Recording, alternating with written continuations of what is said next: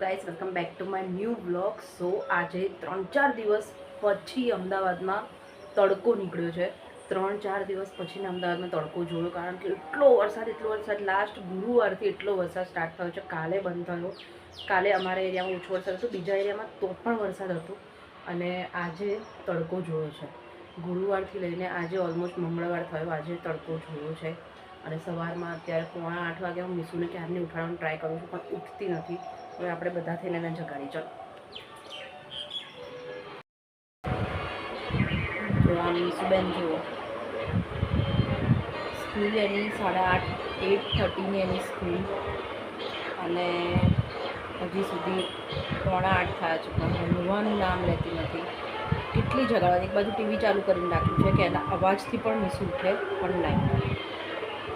સૌથી અઘરામાં અઘરું કામ સવારે મારે આને જગાડવાનું, એને સ્કૂલ માટે રેડી કરવાની, અને ચા પાણી નાસ્તો 1.5 કલાક, પાક્કો 1.5 કલાક મારે થાય છે એને આ વસ્તુ કરવાનું. હજી એનું લંચ બોક્સ બનાવવાનું બાકી છે, એને દૂધ પીવડાવવાનું છે, એને બ્રશ કરાવવાનું છે. અને એમાં પણ એનો એક દાંત છે ને, હવે મતલબ નવા દાંત આવે છે એને તૂટીને, તો એ દાંત એનો છે ને વાંકો ચૂકવો આવે છે. એટલે હવે એ દાંત કઈ રીતના, કોઈ તમારી પાસે કોઈ હોય સજેશન તો આપો, કારણ કે જે નવો દાંત ફૂટે છે ને પાછળની સાઈડ વાંકો ચૂકું ફૂટે છે. પહેલાંના જે દુધિયા દાંત છે ને બહુ જ મસ્ત, એકદમ સ્ટ્રેટ, એકદમ સરસ, નાના, બહુ મોટા પણ નહીં લેવાયા છે. અને હવેના જે દાંત છે ને, જે નવા ઉગે છે એ બધા આડા આવડા ઉગે છે. તો હવે એને શું કરવાનું, કેટલું ગંદુ લાગે પછી. મીશુ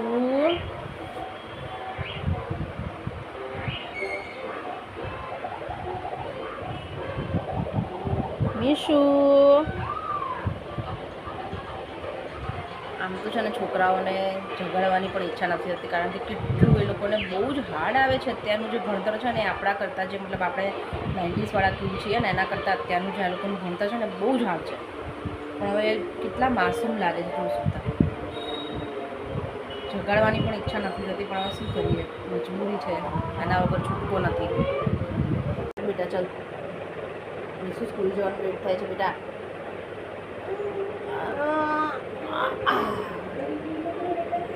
નથી જાગતી. એ બાપરે. ચાલો બધાને ગુડ મોર્નિંગ કહી દો.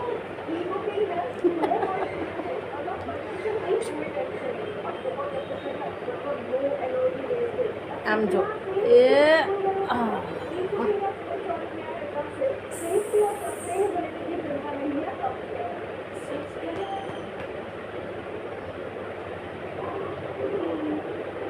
ગુડ મોર્નિંગ કહી દો બધાને.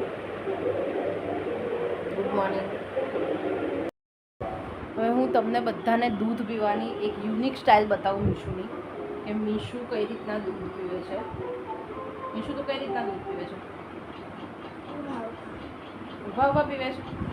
બતાવું બધાને તું કઈ રીતના દૂધ પીવે છે. ચાલ આમ બેસ થોડી. મીશુની યુનિક સ્ટાઇલ હું તમને બધાને બતાવું.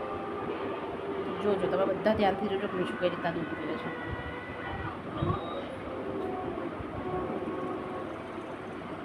એને દૂધ પીવડાવવામાં મારે 1/2 કલાક થાય છે.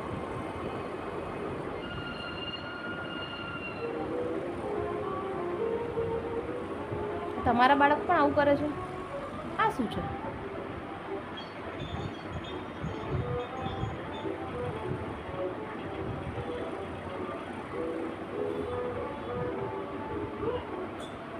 જોયું ને કઈ રીતના આવી રીતના.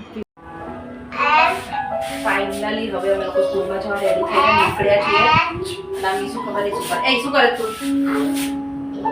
શું કરે છે? કહેતી જ નથી કે શું કરે છે. કઈ નથી. ગુરુ પૂર્ણિમા છે ને, એટલે આ લોકોને ટાસ્ક આપ્યો છે. જો હું કહું તમને, બતાય મીશુ શું છે. મમ્મી પપ્પાના પગલાં એક એક પાડીને એ લોકોને ગુરુ પૂર્ણિમામાં લઈ જવાના છે. ખબર નહીં શું કરવાના છે સ્કૂલવાળા. ઓર તારો ચાંદલો ઊંધું છે બેટા એ. ચાલ ચાલ ફટાફટ, ચાલ લેટ થાય છે. તો ફાઇનલી આજના નાનકડા બ્લોગને હું અહીંયા એન્ડ કરું છું, એટલા માટે કારણ કે ઘર રમણ ભમણ પડ્યું છે. જો હું તમને બતાવું મારું ઘર કઈ રીતનું પડ્યું છે અત્યારે, મારે ઉકેલ નથી આવતો કે ક્યાંથી મારે ચાલુ કરું. એટલે બતાવું ચાલો જોઈ લો. નિશુબેન ગયા, આ સ્કેટબોર્ડ અહીંયા ને અહીંયા, ટોવેલ અહીંયા ને અહીંયા, ગિટાર એની અહીંયા ને અહીંયા, આ બેગ અહીંયા પડી છે એની. એટલે હવે જો આ પેકેટો ખાઈ ખાઈને અહીંયા નાખી દેવાના. આ રૂમમાં બતાવું તો હજી અહીંયા કપડાં એમને એમ પડ્યા છે, એની બોટલ અહીંયા મૂકીને ગઈ હતી, અહીંયા કપડાં એમને એમ છે. એટલે આ બધું જ હજી રમણ ભમણ સાફ સફાઈ કરીશ.